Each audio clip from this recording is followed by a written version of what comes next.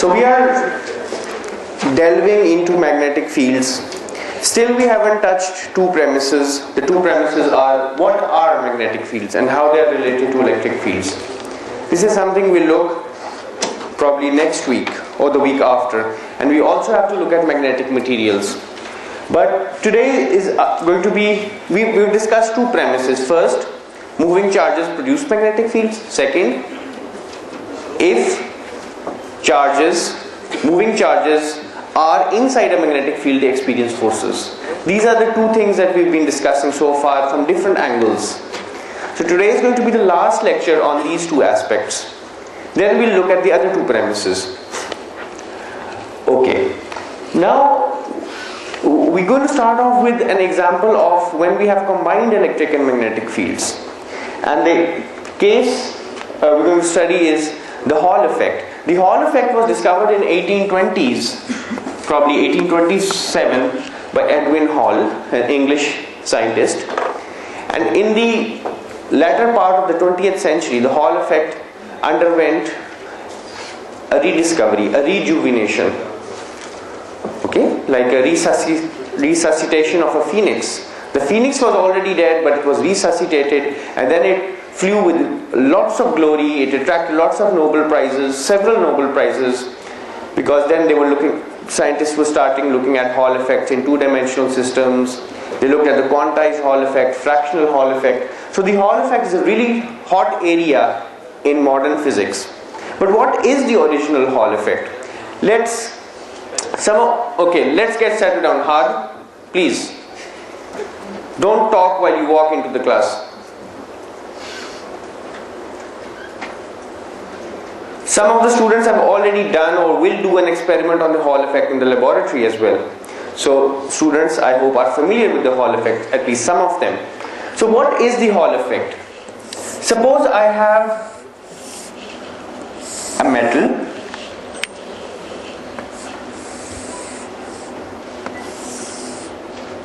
okay. Now this metal has a certain width W, it has a certain thickness T, okay, and there are n charge carriers per unit volume, small n. So if it's a metal, if you would like to draw a model of the metal, there will be positive ionic cores, which I am drawing by these solid bold circles.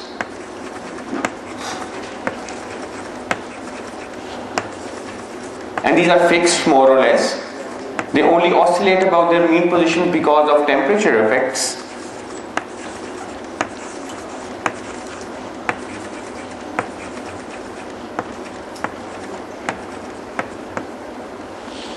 Okay, and then we have a sea of electrons. Okay, I'm going to represent the electrons just very schematically by these yellow dots. So nothing is to scale here. Okay, so there's a sea of electrons. The metal as a whole is neutral. Now a current flows through this metal. The current flows because there is an electric field. Let me define axes as well. Let me call this the x-axis, the y-axis, and the z-axis.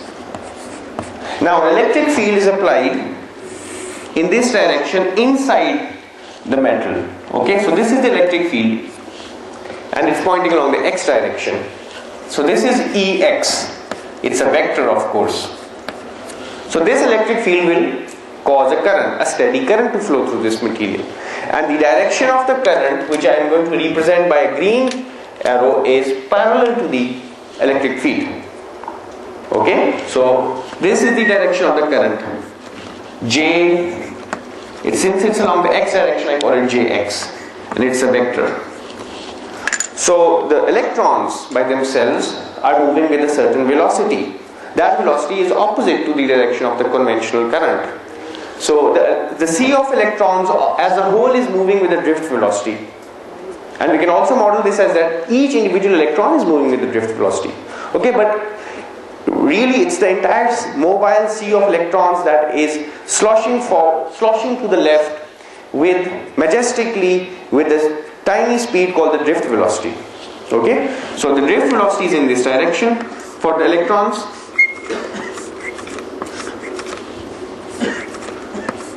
Okay, so the entire sea of electrons is moving. Of course, this electric field can only be produced if we have applied some EMF.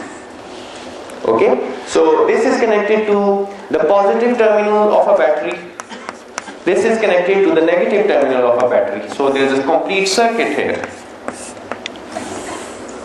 Okay, it could also be a resistor. Okay, so this is the positive terminal of the battery. This produces an electric field inside this material, and the electric field causes a current. The current is really the drift velocity of the electrons. Okay, so these pink vectors represent the drift velocity. So far so good. The sea of electrons is moving majestically in a giant fashion. They are all moving in tandem, all together with the drift velocity. So this is our concept of current. This is how a steady current flows. We've already learned about it. Okay, now we're going to modify the situation a little bit. What we're going to do now is, I'm going to redraw this figure and impose a magnetic field on this material.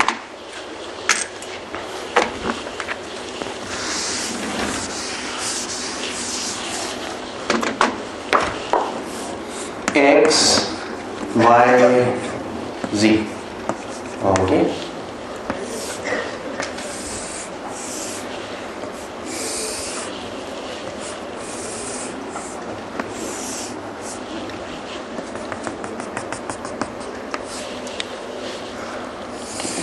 Move fast. Okay.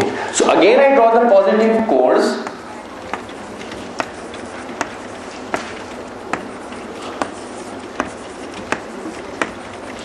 Everything else is just the same. There's a battery connected, positive, negative. There's an electric field, EX, inside the conductor, which makes a current flow. The current is in this general direction, Jx, and the drift velocities of the electrons. The electrons are represented by these smaller circles, just a schematic representation.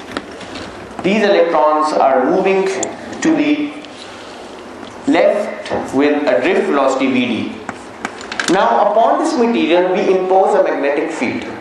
The magnetic field, suppose, is pointing towards you. It's coming out of the plane of the blackboard. Okay, so now I impose a magnetic field which is out of the plane of the blackboard, and it's a uniform field.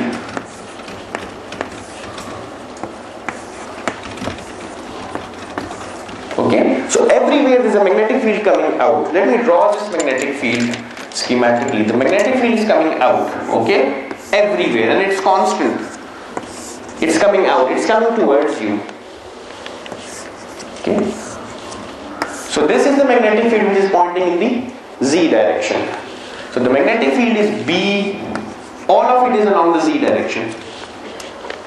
Now this magnetic field is normal to the electric field that exists inside the conductor. This electric field causes the current to flow, we know that. And since the current is flowing, there should be surface charges on this conductor. We also know that. Okay, because without the surface charges, these electric fields cannot exist. But those surface charges are really, really small anyway. Okay, so just don't forget that there are surface charges. Now what's going to happen is, if you look at the moving electron, you're in a lab frame, you see the electron moving leftwards with a certain velocity. It's inside a magnetic field, so a force will act on this moving electron. What's the direction of this force? So if I use my right hand rule, V cross B, velocity, magnetic field outside, force upward, but it's a negatively charged particle, so the force acting on the electron is downwards. So what's going to happen is that because of this force, the electrons will undergo circular motion. All of them will bend downward. They will tend to bend downwards. Okay? So these electrons, their velocity vectors are going, their velocities, the streamline of the velocities, the velocity fields, they're generally going to bend downwards.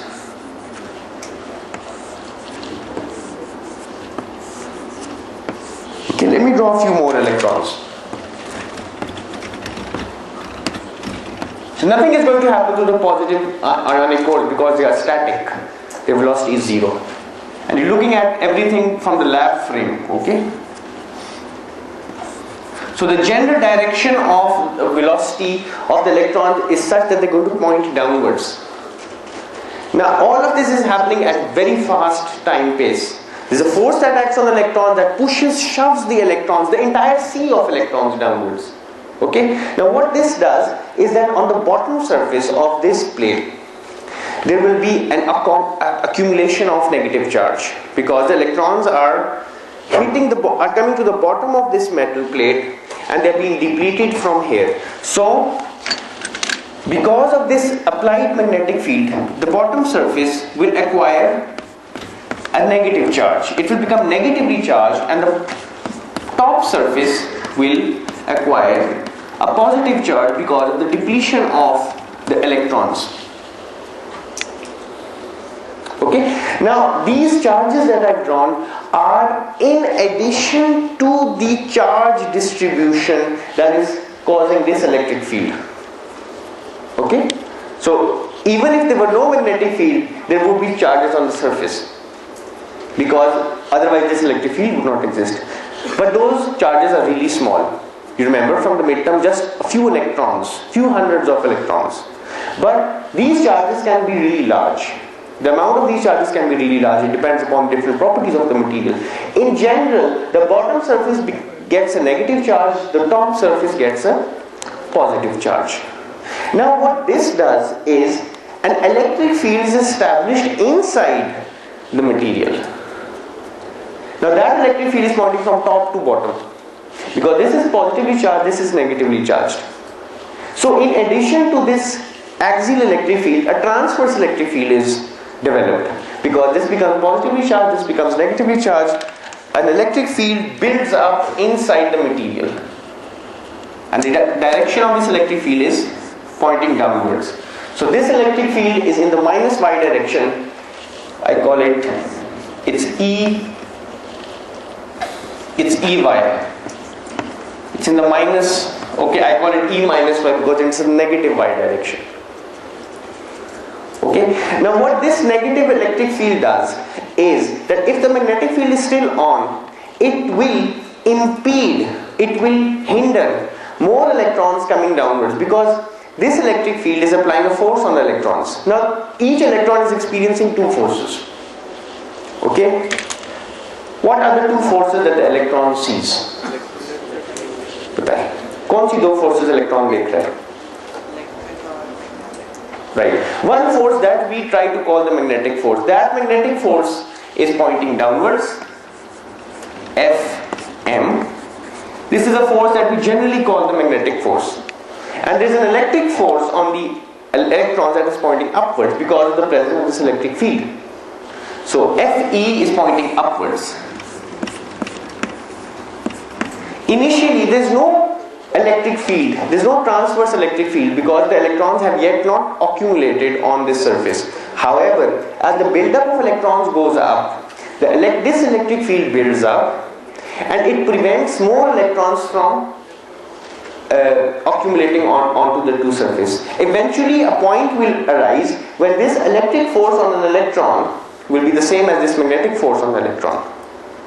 Okay, so negative feedback is again taking place. A charge is moving in a general direction because of the current flowing. We apply a magnetic field, the charges tends, the mobile sea of electrons shifts downwards, but that creates an electric field which impedes the further shifting down of the charges. So there are two processes that are in a tug of war. The magnetic field and the current tries to bring the negative charges down, but the electric field that is built up as a result prevents more incoming electrons from falling onto the bottom. So there is a constant tussle going on between the electric field and the magnetic field. The electric field keeps on rising. Eventually the electric force on an electron becomes equal to the magnetic force. Okay, and it is at that process that this charge accumulation comes to a standstill. No more charges are developed. Okay, whatever charge has been built up on this bottom surface remains there. Whatever charge has been built up on the top surface remains there. And these two forces cancel out. So the electron in this condition does not see any vertical force in the y direction. Therefore, it keeps this electric field, by the way, is still on because the battery is still on. So when this condition is achieved, that Fe equals Fm,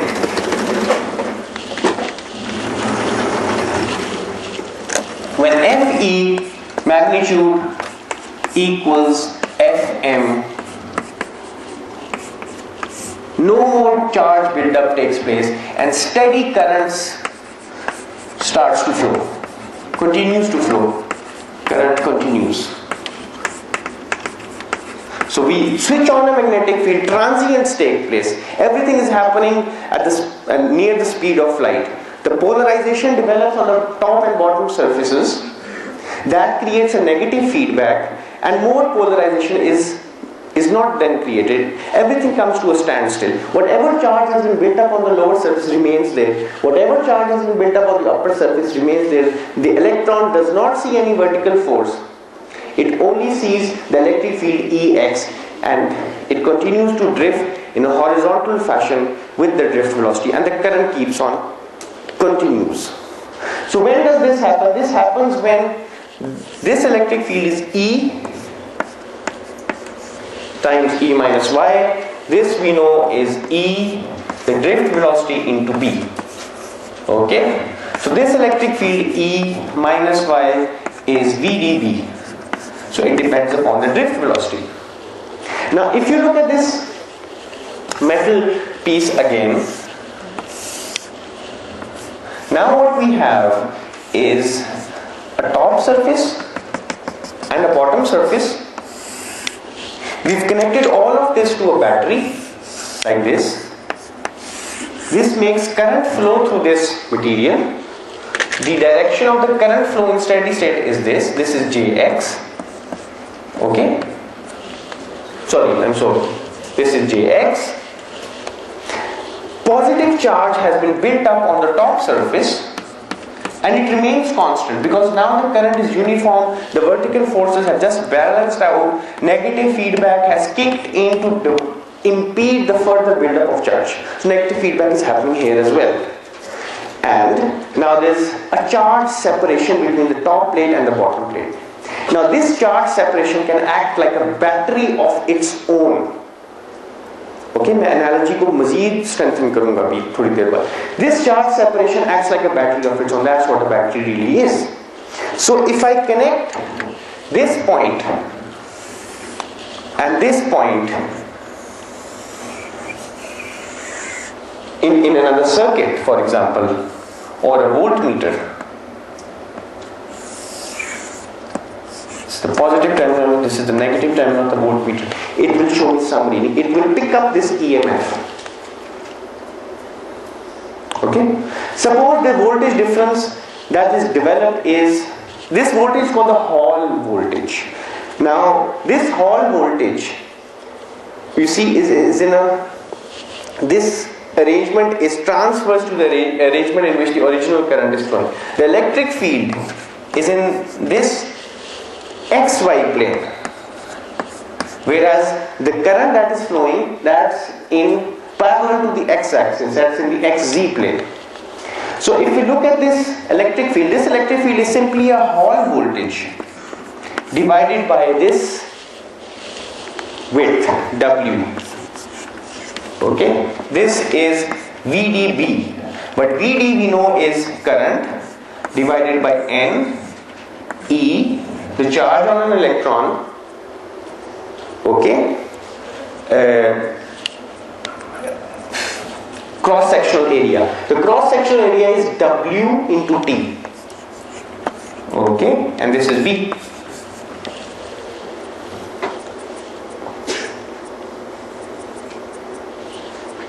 Okay, so the W goes away and I'm left with the Hall voltage being equal to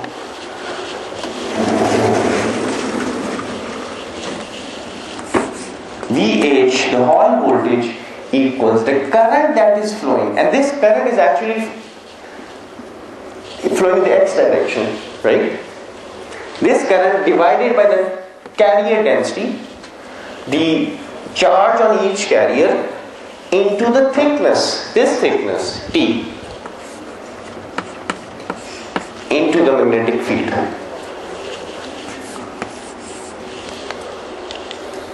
Okay? क्या gap से मज़ामीन आ रहे हैं? Gap से कोई ख्याल उतर है? आते हैं गैप से मज़ामीन ख्याल में?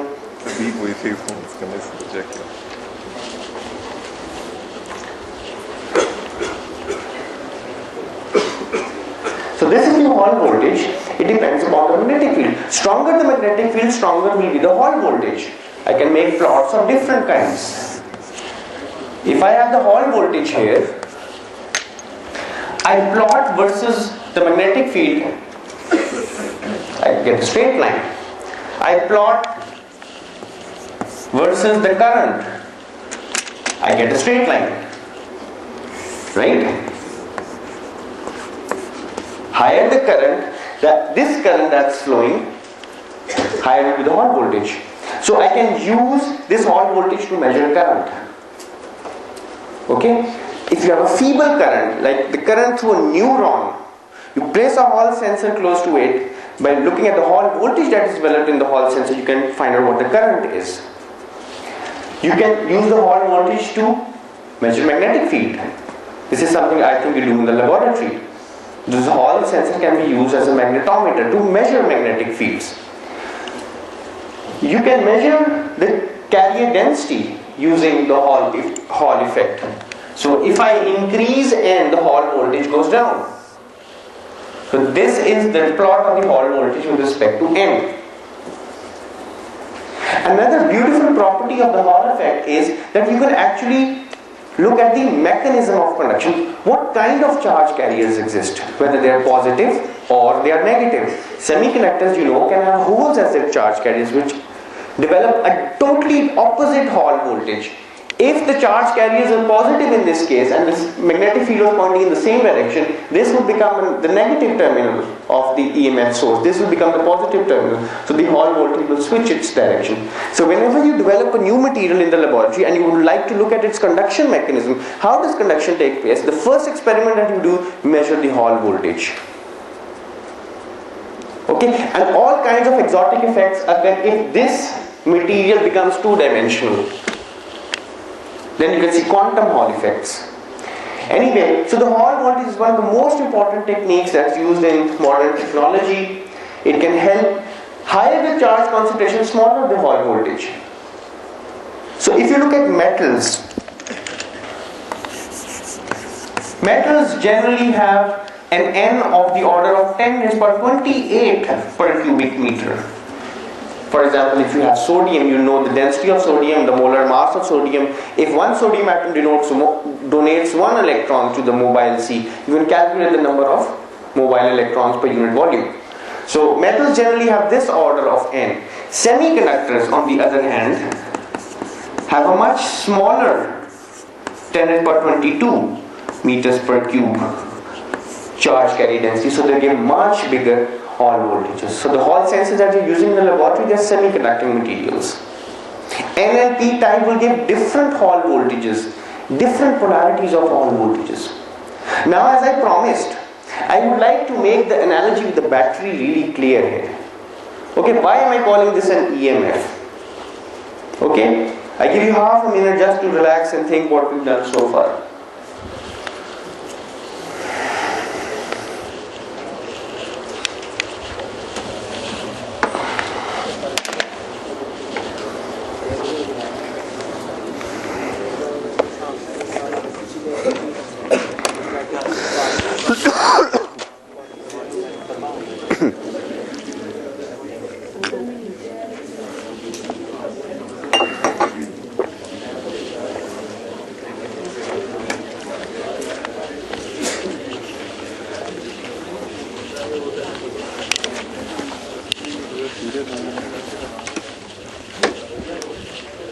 चल रहा है, अब बाद में अपनी वीडियो देखनी जब लाइट आए ब्लर ना हो.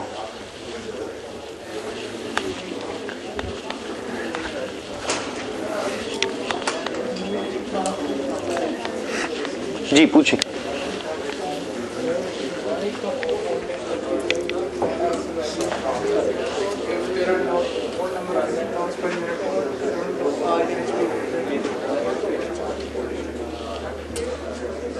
Not necessarily, because more electrons would mean that more electrons accumulating here, which means that a smaller electric field will develop in this direction before it balances out the magnetic force. Okay, so the Hall voltage can be smaller. G. Like in the battery, we're making this assumption that the electric field throughout is constant. Yep. Alright, so if you remember our discussion from the battery, how did we model the battery? We modeled the battery by having two plates and a conveyor belt was moving between these plates. Okay? So there were rollers, they were rotating, and negative charge was dropping out from this plate, falling onto the conveyor belt. This conveyor belt was transporting this negative charge with a certain velocity and dumping it onto this plate. So eventually this plate was becoming negatively charged, this plate was becoming positively charged. Okay, and if all of this were connected to an external circuit, okay, if all of this were connected to an external circuit, the force that the electrons see here were of two kinds. One is the non-coulombic force, which is the mechanical force with which this belt is transporting the charge from the negative to the positive, right? So that force was denoted as F and C. But then there's an electric force. As more electrons are being deposited here, an electric field will be set up. The direction of electric field will be this. This electric field will impose a force on the electrons, an electric force that is in the opposite direction. So there's a non-coulombic force, a mechanical force, which is transporting the electrons from this terminal of the battery to this terminal of the battery. But as more transport takes place, an opposing electric field is set up.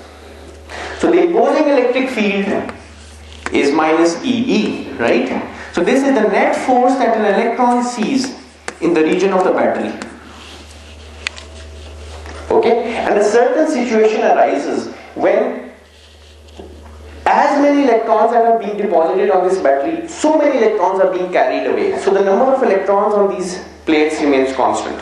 And when that occurs, the net force on the electron becomes zero, which means that this non-coulombic force becomes equal to the electric force. And when that happens, the battery has reached its steady state. And we call, and if we divide this F net, when this becomes equal to this, F net becomes equal to 0, and if we divide the non-coulombic force by E, okay, this is the force per unit charge, this will become equal to this electric field, which is simply V, delta V over this distance. Okay, so this delta V equals Fnc, the non-coulombic force, into this distance divided by the electric field, and we call this the EMF. So this is a reminder of what we've already studied. So I've gone really fast here. So you need to look up your notes again. The key is that this non-mechanical, non-electric agent, non-coulombic agent, which is the belt, is transporting charge from one terminal to the other. As a result, charge buildup is taking place. As a result of that charge buildup, an opposing electric field is set up. Okay? And when the non-coulombic force becomes equal to the electric force, the negative electric force that has been set up, steady state is achieved. The charge on these plates remains constant. This charge separation creates a voltage, electric voltage between these plates, and this electric voltage is what we call the EMF. Exactly the same thing is happening in this case. A non-coulombic force, which is called a magnetic force in our case, is making the electrons go in this direction, Fm. Okay, this is our non-coulombic force, and it is creating a charge separation. But as this charge separation is being developed, an opposing electric force is also created. When this electric force, when the charge separation builds, the electric force builds up. At one point in time, the electric force has become so huge that it cancels out or balances out the magnetic force. At that case, when such a stage is arrived, the charge separation on these opposite ends remains constant. And this voltage is then an EMF. It can drive an external current through an external circuit. So this charge separation is now acting like a battery. Okay? And this is a complete circuit on its own, in its own respect. So I can model this circuit by a battery of its own kind. Okay? This is the Hall voltage. This is an EMF. And it can make current flow through a resistor, through a load. Okay? And the drop across this load will be equal to this Hall voltage, because you have to keep E dotted with DL equals 0. And this means that across a closed path, delta V equals 0. This is the Kirchhoff's voltage law. So this in itself becomes a circuit of its own kind. Now the EMF is provided by the Hall voltage. The Hall voltage is the EMF. Okay? So this is a new battery. Now a really interesting thing that I would like to mention now, and it has, with the understanding of the Hall effect, this will we can see this in a new light. Why do current carrying conductors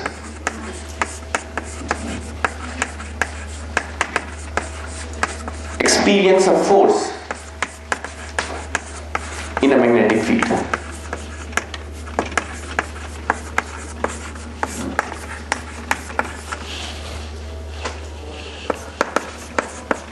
Inside a magnetic field.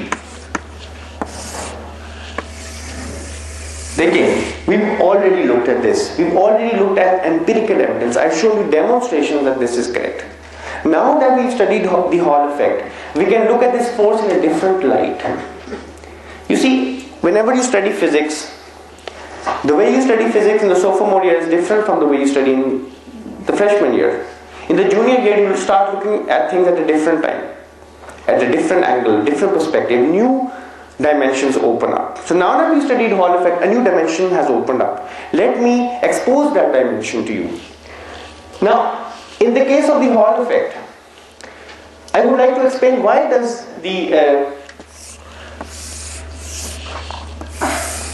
this current carrying conductor experience a force? If you look at this example, there is a current flowing through this conductor, and there is also a magnetic field that's pointing outwards, right?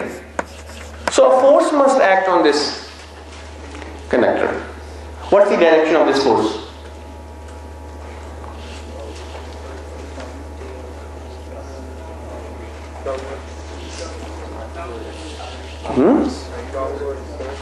The current is flowing like this, conventional current. Field is outwards, so there's a downward force. So even though we are studying Hall effect, there is a downward force that is acting on this conductor, which will shift this entire metal piece, this slab, downwards. Okay? Now you should be very comfortable with calculating direction of forces. Many questions will be revolving around this theme. This is given. You need to know the direction of the force. So a force acts on this conductor in the downward direction. But how do we explain that? There is an apparent conundrum. Conundrum का मतलब conundrum का क्या मतलब होता है? एक इबाम है, एक मुगालता है, एक पैराडॉक्स नजर आ रहा है आपको. क्यों नजर आ रहा है? क्योंकि it's the electrons. It is a puzzle. Okay? And why the puzzle? Remember, there is a current flowing in this direction, Jx. There is a magnetic field that is pointing out, B, By, Bz. Okay? Now, the electrons are moving with a certain velocity. The velocity of the electron is in this direction, Vd. Okay.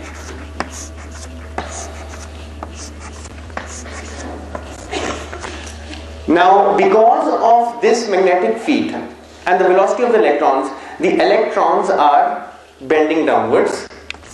Okay. Correct? The same figure that we drew over there. Negative charge is being built up on the bottom plate. Positive charge on the bottom surface due to the Hall effect. But how does this move the entire conductor?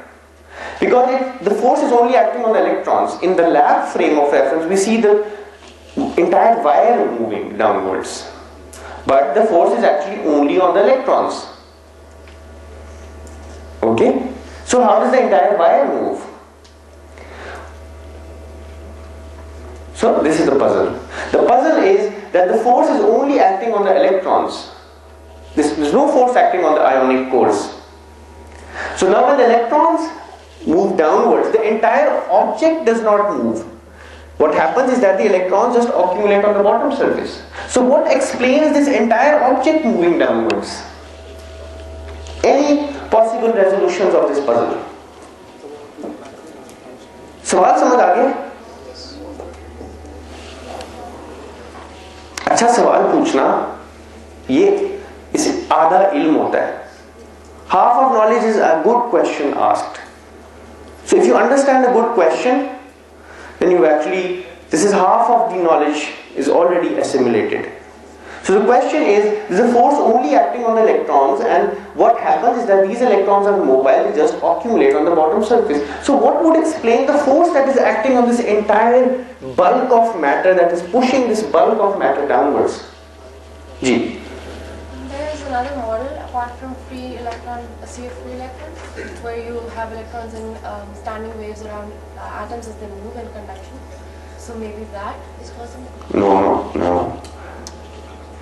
There is another model, that's fine, but that I do not see how that can explain the force acting on the conductor. G.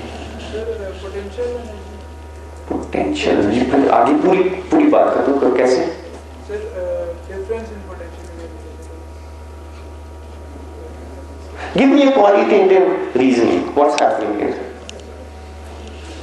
जी आप बताएं. So you said once before that according to the frame of reference, the electrons, they don't experience a force. The positive ions are actually experiencing the force. We don't know. It depends on the frame of reference. But if you look at this conductor in the lab frame, you see the entire bulk of matter moving downwards. So you have to explain your observations. The electrons cannot push the bulk of matter down, right? The force on positive ions is downward. Excellent, really good. So even though the positive ions, which I missed out in this diagram, the positively charged cores, which I missed out here, okay, they are not moving, right? So they cannot experience the magnetic force.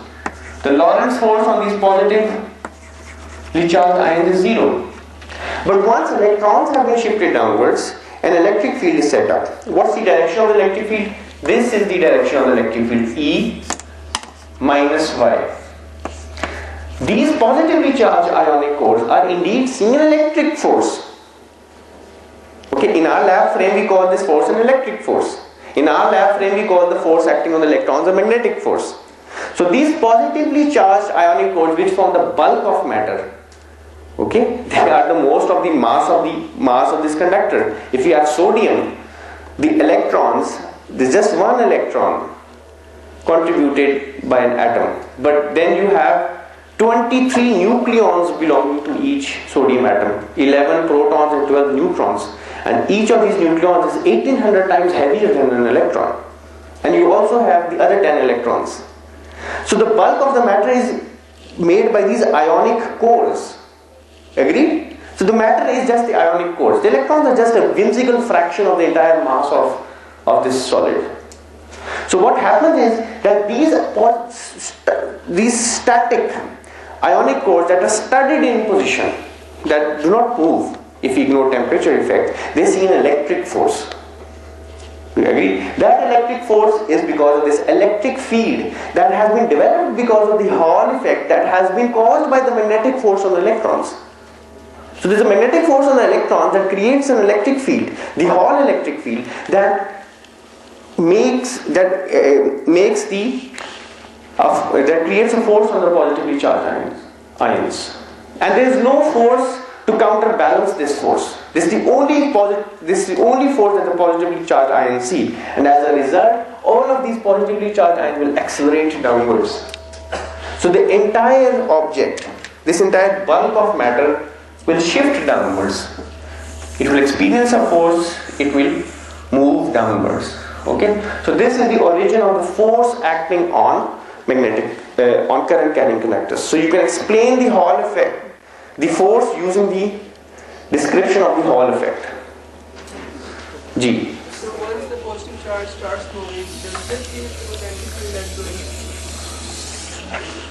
Yes, they will. But they will hardly accelerate because their mass is so large. Okay? Alright, now what should I do? I should rather talk about forces and torques on dipoles.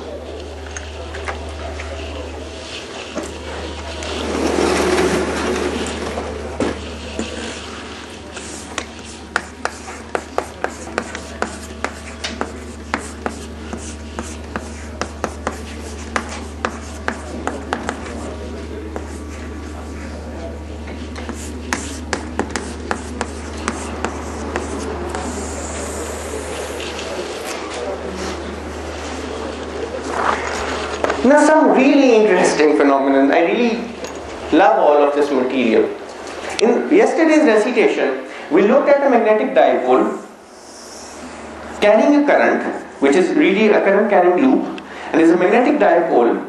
The dipole vector is pointing in the upward direction, right?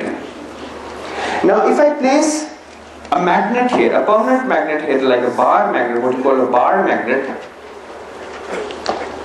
there is a magnetic field on the outer ring of this current carrying loop. Okay?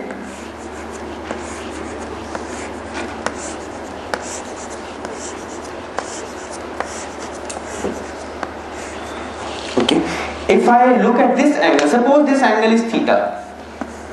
My current carrying loop is at a certain distance from the bar magnet, so that at the outer ring of this current carrying conductor, the magnetic field, which I have shown in green, makes an angle theta with the vertical. Okay.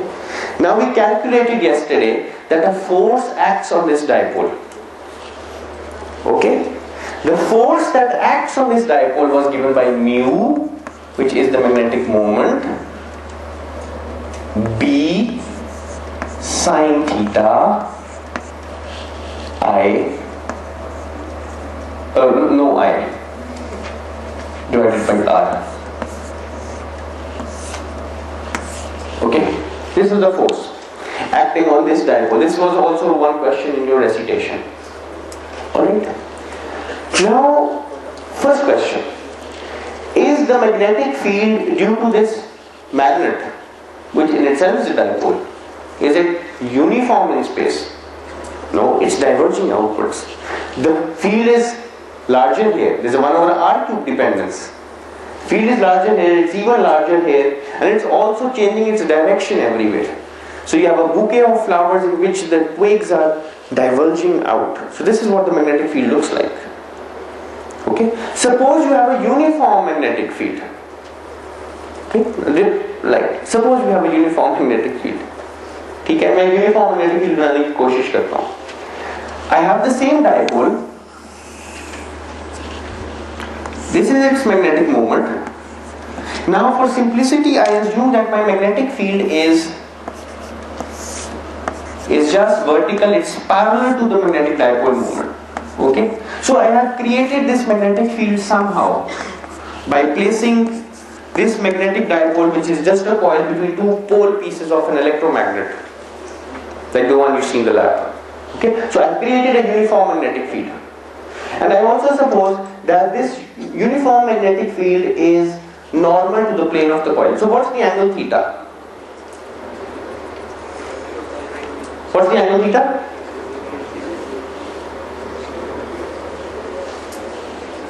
अगर यही मैं definition इस्तेमाल करूं theta की, what's the angle theta? तो क्या angle theta यहाँ पे? जीरो है। देखिए खौफ छोड़ दें, उस्ताद से डरना नहीं चाहिए, ठीक है? आप भी 10 साल बाद उस्ताद होंगे शायद, अभी अपने आप से डरते हैं, ये क्या बोलते हैं? तो ये अगर एंगल थीटा है तो ये फोर्स जीरो है, there is no force acting on this dipole, so it's placed inside a uniform field, there is no force acting on the dipole. Okay, आप कहते हैं यार this is cheating because I have made the angle theta zero. Let's do something different. I have the same magnetic dipole. The magnetic moment is pointing vertically upward because my current is flowing in a particular direction. And now what I would like to do, I would like to place this in a slanting magnetic field, but still uniform. Okay? Now I have a magnetic field that is slanting. Okay? Now what is the angle that this magnetic field makes with the loop? Theta. Suppose it's theta. This angle is again theta. Okay, now what we have is a uniform magnetic field, but then the uniform magnetic field is obliquely hitting the plane of the magnetic dipole. It's still a uniform magnetic field. Now please, I give you 2-3 minutes to calculate the force on this dipole.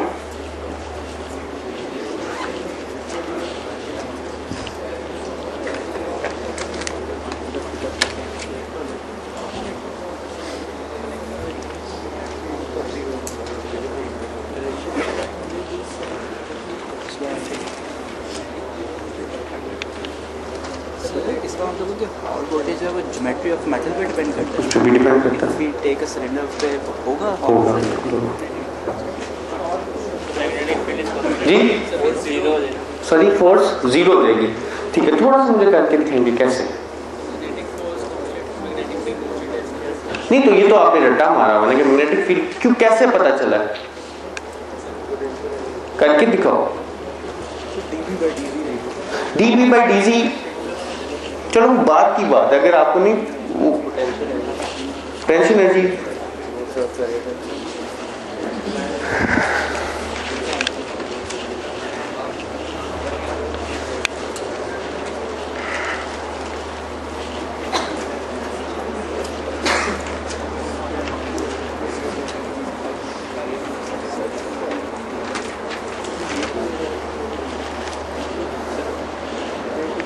tension energy is constant and force is the du by dx, so tension energy is not changing, so that's the force remains zero. तो dB by dz is zero। Yes sir, because potential energy is ठीक है, उस तरीके से भी कर सकते हैं।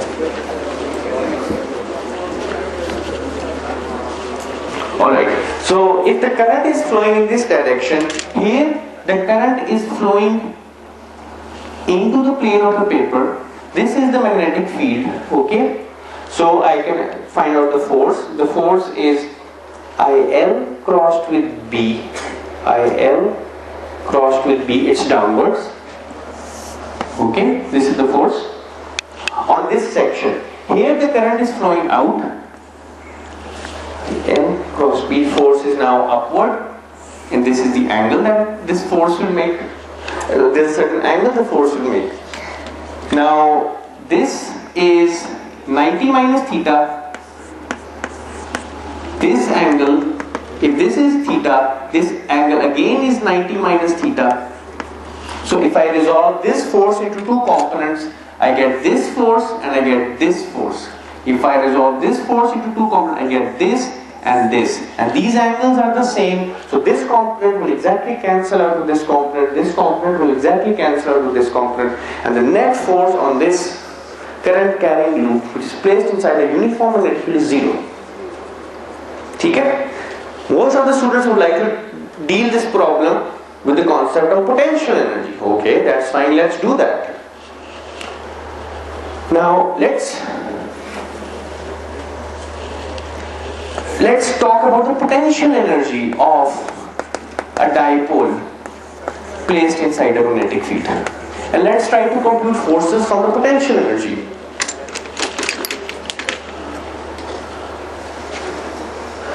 Okay?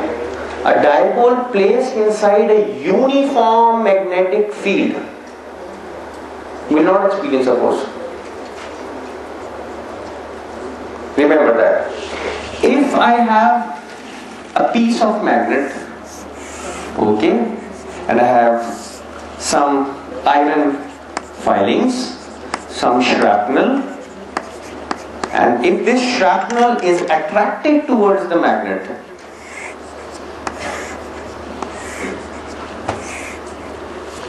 it's only because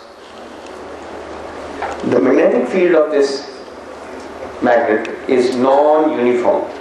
If the magnetic field of magnets were uniform, objects will not be attracted to magnets. A force acts on these dipoles only because of non-uniform magnetic fields.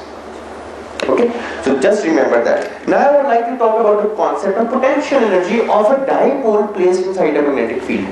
If I have a dipole, magnetic dipole, mu is the magnetic moment, dipole moment, and there is a magnetic field B in some arbitrary direction, then the potential energy of this object, of this configuration of current and magnetic field gives rise to a potential energy, which is given by minus mu dotted with B. Okay? Which is minus mu B cosine of theta, where theta is this angle. This means that if this is my magnetic field pointing upwards,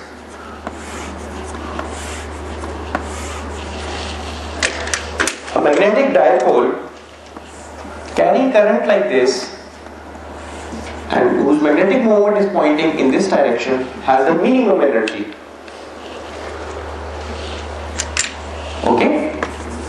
A magnetic dipole that is carrying current in the opposite direction, whose magnetic moment is now pointing in the downward direction, will have the maximum energy, maximum potential energy. Okay? A magnetic moment that is somewhere in between, okay, this is a magnetic moment, will have an energy that's in between.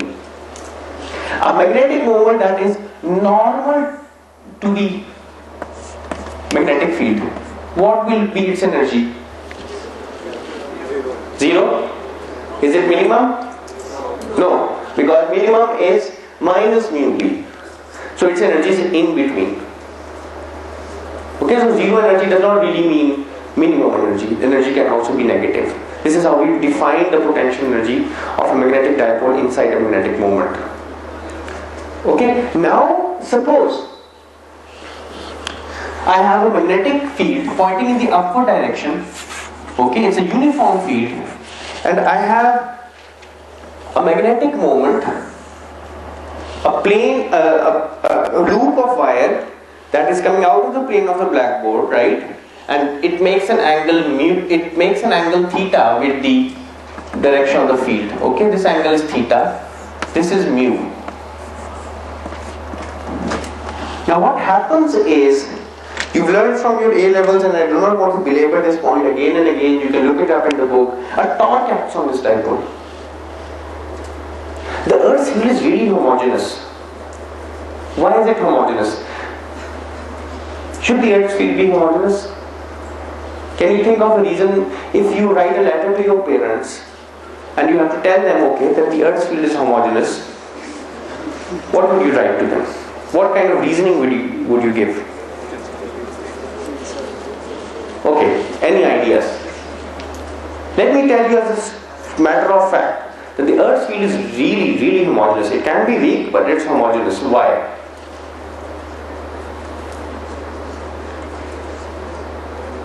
क्या वजह हो सकती है इसकी?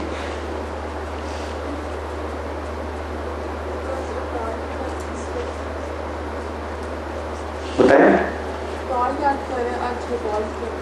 Torque नहीं, नहीं, आप बताएं।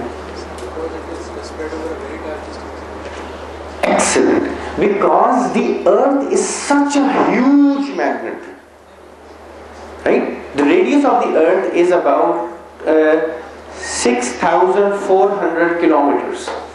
This is the radius of the earth. Huge magnet. Okay? Now if you're standing on one, just my footprint would be about 1 foot. I'm standing on 1 foot of a magnetic field that is produced by a magnet that's about 6,400 kilometers big. Okay, I'm just a pygmy on the scale of the magnetic field. So the magnetic field cannot vary over the distances in which I operate. It's like a tiny insect standing on a big magnet. He will not see any field variation. The field will just be uniform. So the magnetic field is really uniform. And if the magnetic field is uniform, and if the compass needle is a dipole, which it really is, it cannot experience a force. But why does the compass needle reorient itself? Because of torques.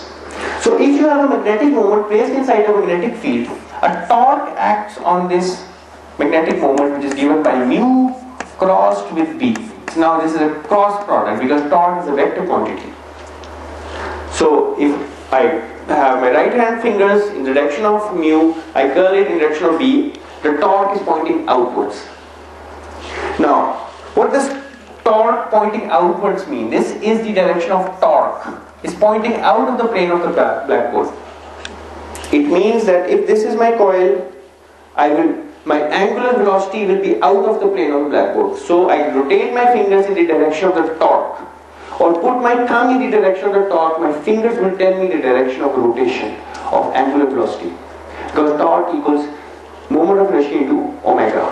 So this coil as a whole will rotate in the counterclockwise fashion if you look at it from the front. As a result, the coil will finally reach this position. Okay? And in this position, its energy, potential energy, will be minimum. But since it has acquired, there's a torque. Torque equals I alpha. Alpha is the angular acceleration. It's accelerating. So this was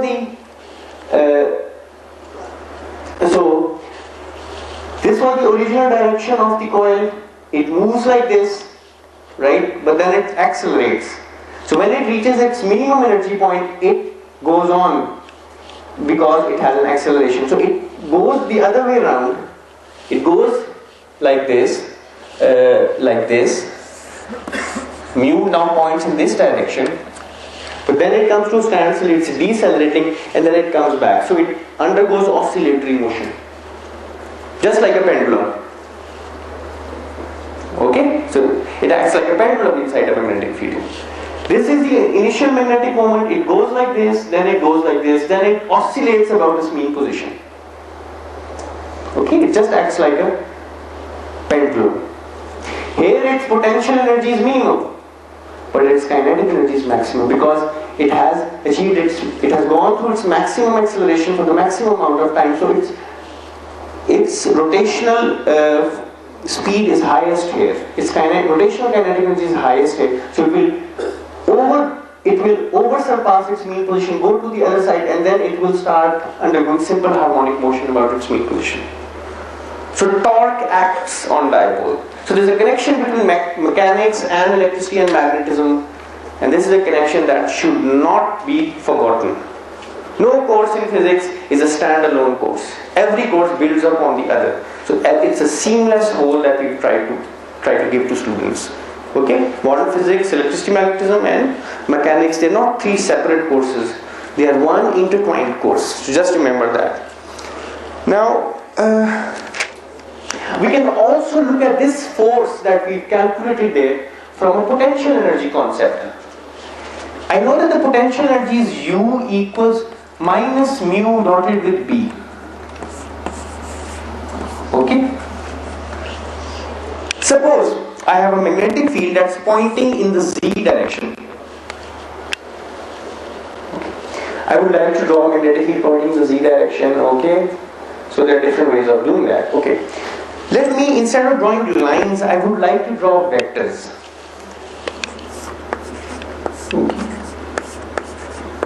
This is my z-axis.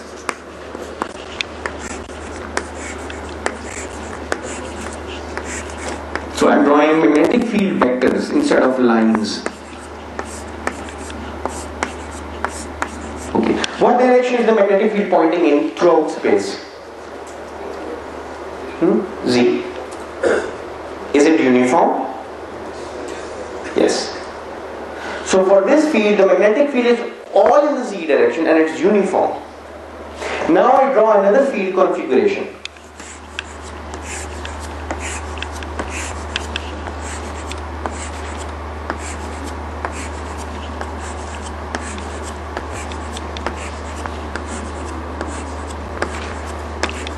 What direction is the magnetic field pointing in throughout space? Always in the z direction. But is the field uniform? No. So this is a field that's pointing only in the z direction. So it's B is some unit vector k, but the field is non-uniform, so it has some dependence on z. Okay? So remember, uniform fields and unidirectional fields are different. This is the unidirectional field pointing in the same direction, but it's non-uniform.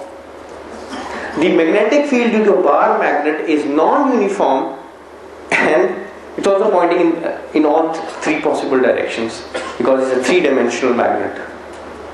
Okay, so remember these things. You have to visualize. You have to have a strong sense of visualization. So if we place our magnetic dipole mu inside a field of this kind, okay, we take the dot product. So the magnetic moment is going to be minus mu z b function of z. Because the dot product means that you only take the component of the magnetic moment that is parallel to the field. The field is always along the z-axis, so I take just the z component of the magnetic moment. But B itself can depend upon z. So this is the potential energy of a dipole which can point in any direction placed inside a field that's only pointing in the z direction. ये बात समझ आती है? The magnetic dipole need not point in the z direction. It can point in any direction, but it will have a component along the z direction which is mu z, and it can have other components as well. But what really matters is mu z because we're taking a dot product here, and the field is only pointing along the z direction. So the magnetic moment, you take only the z component, and the potential energy is given by minus mu z b. B is a function of z. Okay. Now force is just minus du by dz. Since everything is pointing in the z direction, I don't have to take partial derivatives or derivatives along other axes. I get mu z. The z component of the magnetic moment is constant. Okay, because it only depends on the area of the loop and the current that is flowing through the loop. So the total magnetic moment is constant. Okay. Mu z into the derivative of b z only. This shows that a force can only act on the dipole if the magnetic field is non-uniform. Okay? Right? This is another way of looking at it. Now if you have a bar, you have a dipole. Okay? Dipole magnetic moment 1, okay, and its magnetic dipole moment is pointing like this, mu 1, this is mu 1, and then you have another dipole.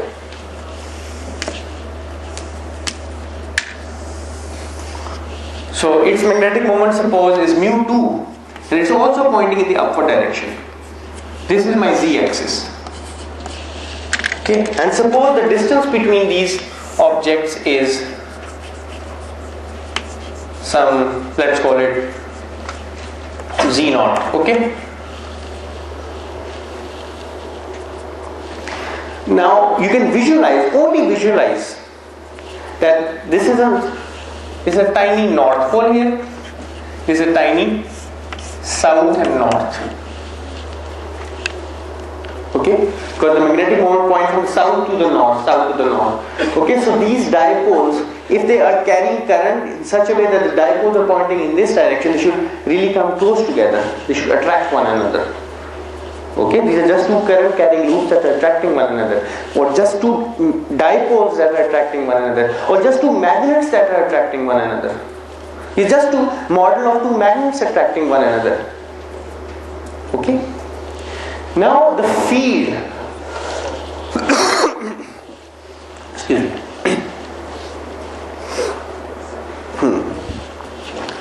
If I want to find, suppose I fix the position of this dipole, and what I want to do, I want to find the force acting on this dipole.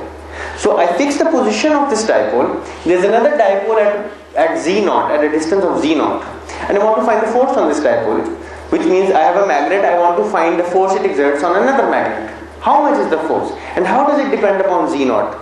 Intuitively, if this is larger, the force will be smaller. But is it a 1 over cube dependence, 1 over square dependence, 1 over fourth power dependence? What kind of dependence is it? We have to, what kind of dependence, what's your hunch feeling? 1 over r cube? Let's see. So if the magnetic field here, due to this dipole, we've already calculated it. Suppose these dipoles are coaxial, they have the same axis. So the magnetic field, and we also suppose that these dipoles are really small. I mean the radius is really small, so the entire dipole is at the axis. Okay, so it's a very small dipole. The radius is really small. So the field at the axis of this coil due to this dipole, let's call it B due to this magnetic dipole B1. This is the field here. The field here is B1. Okay. Now the magnitude of this field we know is mu naught over 4 pi 2 times this magnetic moment mu1 divided by z naught cube. Right? This is the magnetic field due to a dipole. We calculated this. Due to a dipole at a distance z0 away from the dipole. So this is the magnetic field here at this axis. Now we are assuming that this is really small. The radius is really small of this dipole. So all of it sees the same field B1. In other words, we are assuming that the field is constant along the area of this dipole, and that is only possible when this dipole has a really small area, because the field will be different at points that are off the axis. So we assume that this dipole is really small, so that the entire dipole sees the same field, the entire current carrying loop sees the same field. Okay? Now if this is the field that this dipole sees, we would like to calculate the force exerted on this dipole. But the force is simply this. So the force exerted on dipole number 2 is equal to the magnitude of its magnetic moment, its own magnetic moment, mu2, into the derivative of this dB1 over dz. Okay? Correct? So this, you can put a z here, doesn't matter, because you're calculating this B1 is a function of z. So in order to calculate forces, this has to be a function of z. So if I take the derivative of this magnetic field with respect to z, what do I get? Now I would like to move here. This is mu2, mu naught, 2 mu1, 4 pi, the derivative of z cube, which is minus 3 over z4, minus 3 over z4. Okay? So this is the force that is acting on this dipole. And let me write this in a more amenable form. The force that is acting on the second dipole, F2, is minus mu naught 6 times mu1, mu2 divided by 4 pi here and 1 over Z4. Now if I would like to calculate the force exerted on the second dipole at the location Z equals Z0, I will just plug in the value Z0 here. Okay, that's it. So the force acting on the second dipole depends upon Z, depends upon how far is this dipole from the source. This is the source dipole, this is the effect dipole. This one is the effect, this is the source. And calculate the force on this dipole due to another dipole. The force has a 1 over 4 dependence on the magnetic field. So even though the magnetic field has a 1 over cube dependence, the force has a 1 over 4th power dependence. The force is even weaker.